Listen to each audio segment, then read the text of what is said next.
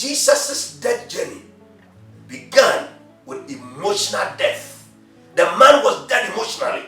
The man who could raise the dead. The man who could tell the storm to keep quiet and be peaceful, and it became quiet and stood still. The man who could ask Peter, drop this, and fish comes out and there is money from the mouth of the fish. The man who could change water into wine. People started pushing him in the air, mocking him, laughing at him. So the very people he denounces biological family, these people now, at the time he needed them the most, that is when they left him. If Jesus were to be your son on that day, how would you feel?